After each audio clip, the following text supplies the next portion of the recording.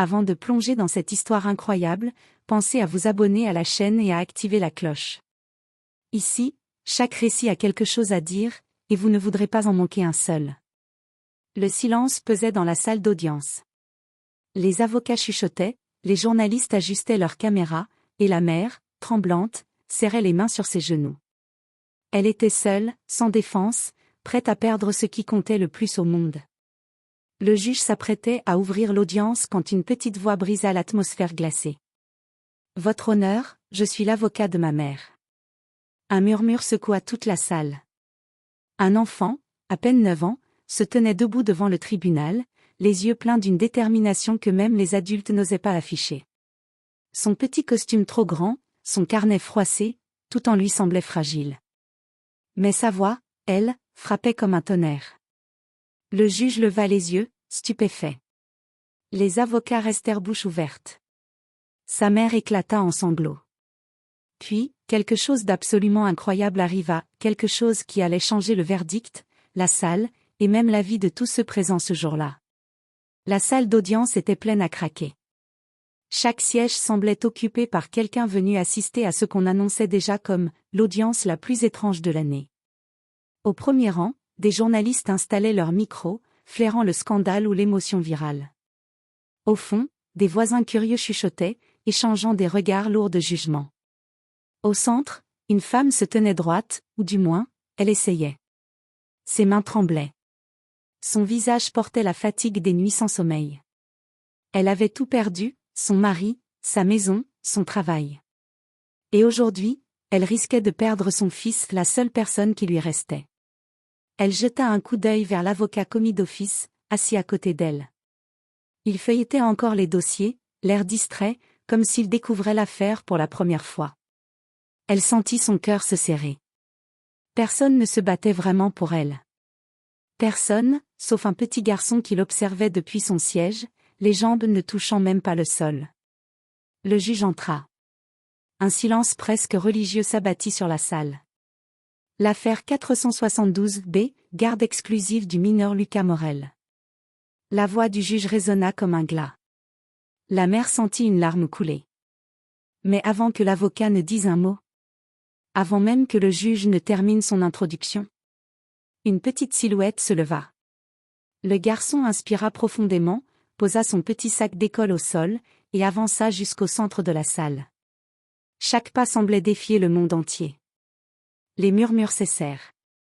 Le juge fronça les sourcils, prêt à exiger qu'on renvoie l'enfant à sa place. Mais le garçon le fixa dans les yeux, avec un courage qui ne s'explique pas. Puis, d'une voix qui tremblait à peine, il dit : « Monsieur le juge, je suis l'avocat de ma mère. » La salle explosa en chuchotements. Le juge resta bouche ouverte. Sa mère, elle, éclata en sanglots silencieux. Et ce fut ainsi que tout commença.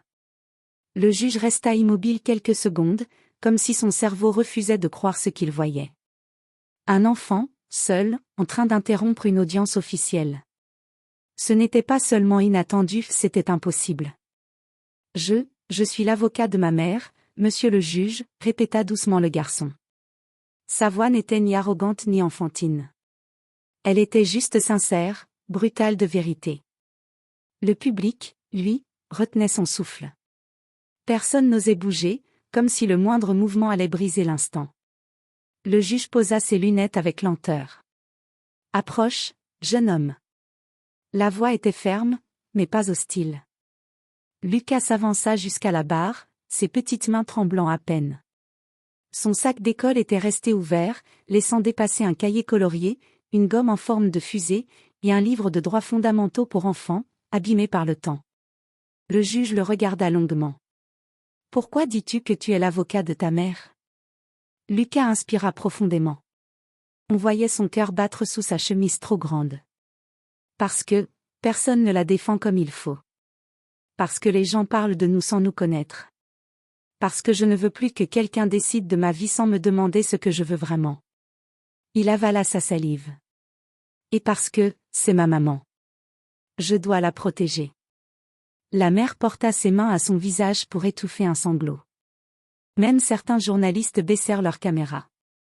Le juge se coupa le souffle un instant. Jamais, en 30 ans de carrière, il n'avait entendu un enfant exprimer une telle clarté, une telle douleur. « Tu sais que ce n'est pas comme ça que fonctionne la loi ?» demanda-t-il finalement. Lucas baissa les yeux, puis les releva aussitôt. « Oui, monsieur le juge, mais quand la loi protège pas les enfants, qui les protège ?» Un frisson parcourut la salle. Le juge se redressa. On aurait dit qu'il venait d'être frappé par une vérité qu'aucun adulte n'aurait osé dire. Et c'est là que tout bascula. Le juge demanda soudain. « Qui t'a appris tout ça ?» Lucas hésita, puis pointa du doigt un homme au fond de la salle. Un vieil homme, cheveux blancs, assis seul, observant la scène avec un calme inquiétant. Les gens se retournèrent. Le juge plissa les yeux. « Et vous êtes ?» L'homme se leva lentement. Un silence glacé envahit la salle. Celui qui aurait dû défendre cette femme, il y a longtemps. La vérité qui allait suivre, allait renverser toute l'audience. Tous les regards se figèrent sur le vieil homme. Sa silhouette calme contrastait avec l'ouragan d'émotions qui secouait la salle. Il s'avança lentement, chaque pas résonnant comme un écho du passé. Le juge fronçait les sourcils, cherchant à comprendre. Lucas, lui, observait l'homme avec une intensité presque douloureuse, comme s'il attendait ce moment depuis longtemps. Arrivé au centre, l'homme inclina légèrement la tête. « Je m'appelle Maître Adrien Solal. » Un murmure immédiat traversa la salle. Certains journalistes ouvrirent de grands yeux. D'autres se mirent à fouiller précipitamment leurs notes.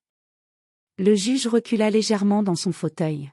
« Maître Solal, l'un des meilleurs avocats du barreau. Vous aviez disparu depuis 3 ans. » « J'ai quitté tout ce monde, » répondit l'homme calmement. Sa voix était grave, usée, mais étrangement chaleureuse. « J'ai quitté les tribunaux le jour où j'ai commis l'erreur la plus grave de ma carrière. » Les murmures redoublèrent. Lucas serrait son cahier contre lui.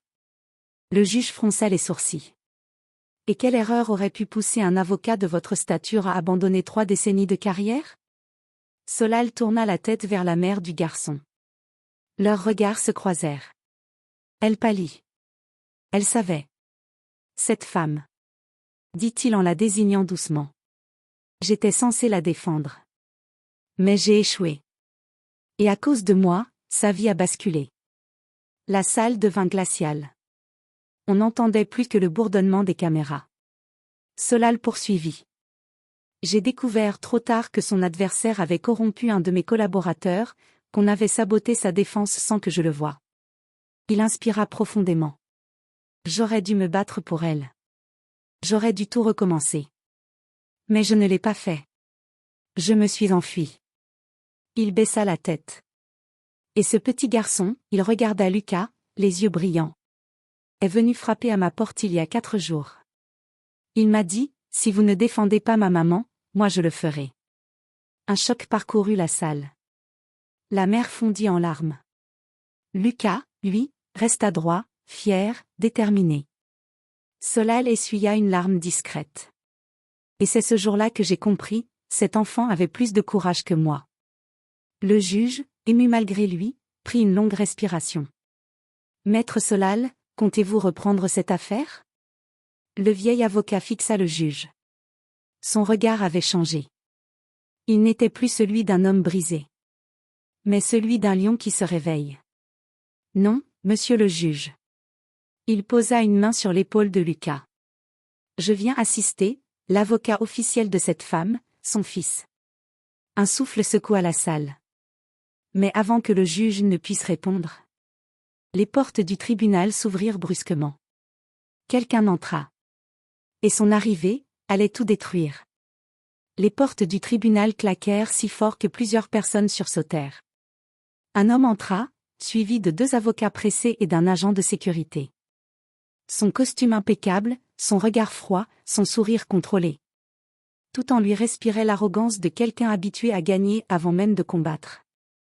La mère blêmit instantanément. Lucas serra les poings. Même le juge semblait mal à l'aise. « Monsieur Damien Verger », annonça l'huissier en refermant les portes. Un nom qui fit frémir la salle.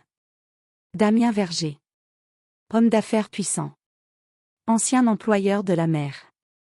Et surtout, l'homme qui demandait la garde exclusive du petit Lucas.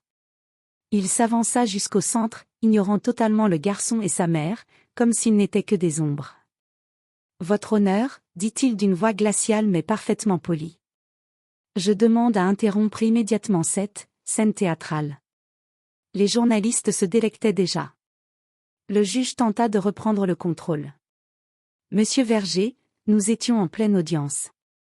Votre arrivée n'était pas annoncée. »« Je n'ai pas besoin d'être annoncé, » répliqua l'homme avec un sourire dur. « J'ai le droit d'être présent. Cet enfant n'a pas à jouer au héros.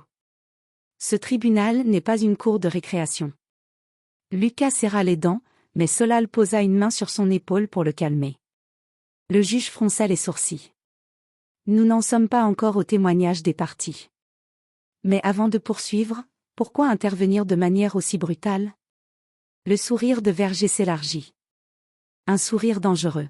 « Parce que je ne laisserai pas ce vieil avocat déchu. » Il désigna maître Solal d'un geste méprisant. « Manipuler un enfant pour faire pleurer la salle. » La mère étouffa un sanglot. Solal, lui, resta immobile. Mais ses yeux se durcirent. « Vous n'avez pas idée, monsieur le juge, » poursuivit Verger, « de l'instabilité de cette femme. De son incapacité à s'occuper d'un enfant. De son passé. » Il marqua une pause. Le silence était écrasant. « Je suis le seul capable d'offrir un avenir à Lucas. Et je suis prêt à le prouver, avec les documents que j'ai ici. » Il tendit une chemise cartonnée. Le juge l'ouvrit. Son visage se figea. Les pages étaient remplies d'accusations graves. La salle retenait son souffle. Solal avançait déjà d'un pas. « Ces documents sont des faux. » Sa voix était calme, mais tranchante. Verger éclata d'un rire sec. « Des accusations sans preuve ? Décidément, vous n'avez rien appris en 3 ans. Au contraire, j'ai tout appris. » Solal se tourna vers le juge. « Et j'ai apporté, moi aussi, des documents. Les vrais. Ce qui prouve comment monsieur Verger a fait tomber cette femme autrefois, pour couvrir sa propre faute. » La salle explosa en murmures. Verger pâlit un instant. Puis son regard devint noir. « Vous n'oserez pas » murmura-t-il. Solal fit un pas de plus. « Si. Et je ne suis pas le seul. » Tous se tournèrent vers Lucas. Le garçon sortait lentement de son sac un petit carnet usé. Celui qu'il n'avait jamais lâché. « Tout est là » dit-il d'une voix douce mais implacable. « Ce que j'ai vu. Ce que j'ai entendu. Ce qu'on m'a dit de ne pas répéter. » Le regard de Verger changea brutalement. Il devint blême. Car le carnet de l'enfant contenait ce qu'il redoutait le plus. La salle entière retint son souffle. Le juge referma lentement le dossier de Verger. « Nous allons examiner ces documents, immédiatement. » Et ce qui se trouvait dans ces pages allait faire exploser la vérité. Le juge prit place, les documents de Verger d'un côté. Et le petit carnet de Lucas de l'autre. 2 mondes opposés. Le pouvoir contre l'innocence. Le mensonge contre la vérité. La salle était si silencieuse qu'on aurait entendu tomber une épingle. Lucas s'avança d'un pas, les mains légèrement tremblantes, mais le regard sûr. « Monsieur le juge, j'ai écrit tout ça parce que j'avais peur d'oublier. Et parce que je savais qu'un jour, j'allais devoir dire la vérité. » Sa voix vibrait d'une force que personne ne lui connaissait. Le juge hocha la tête et ouvrit le carnet. Les premières pages étaient les dessins d'un enfant, une maison, une mère qui sourit, un soleil. Puis, brusquement, l'innocence laissait place à des notes précises, datées. Des phrases simples, mais déchirantes. « Maman a pleuré aujourd'hui, son patron a encore crié. J'ai entendu monsieur Verger dire qu'il allait se débarrasser d'elle. J'ai vu maman signer un papier sans comprendre, elle avait peur. On a voulu me parler seule. Maman n'avait pas le droit d'entrer. J'ai entendu le mot « faute grave ». Maman n'a rien fait. Et puis, il m'a dit de ne rien dire, que sinon je ne reverrai plus maman. » La salle explosa en cris d'indignation. Le juge ferma brusquement le carnet, sidéré. La mère éclata en sanglots. Elle n'avait jamais su ce que son fils avait enduré. Solal, lui, serrait les dents, la rage brûlant dans ses yeux.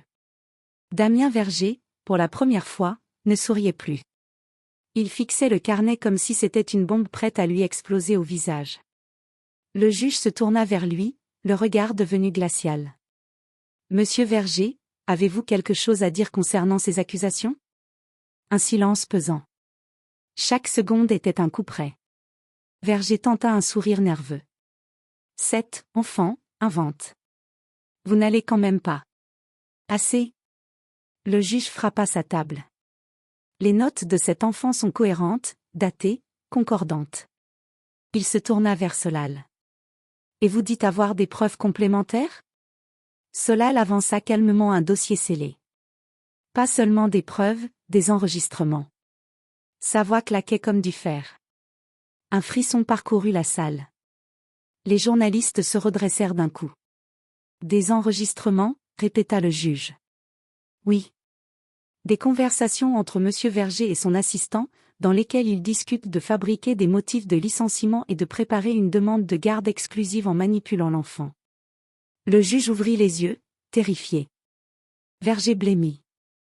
Son assistant, assis derrière lui, devint livide. Solal se tourna vers Lucas. « Tu te souviens de ce que tu m'as dit, Lucas ?»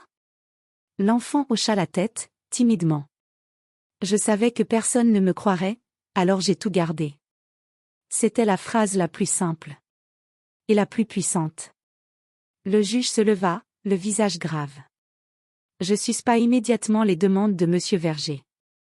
J'ordonne une enquête complète. Et je reconnais que Lucas restera avec sa mère. » La salle explosa en applaudissements. La mère éclata en larmes de soulagement. Solal sourit pour la première fois depuis 3 ans. Lucas, lui, n'applaudissait pas. Il marchait lentement vers sa mère. Et se blottit contre elle. « Je t'avais dit que je te protégerais, maman. » Elle le serra si fort qu'il en perdit presque son souffle. Verger, escorté par la sécurité, sortit du tribunal la tête basse. Son empire de mensonges venait de s'effondrer. À cause d'un carnet d'enfant. Et d'un amour que rien ne pouvait briser.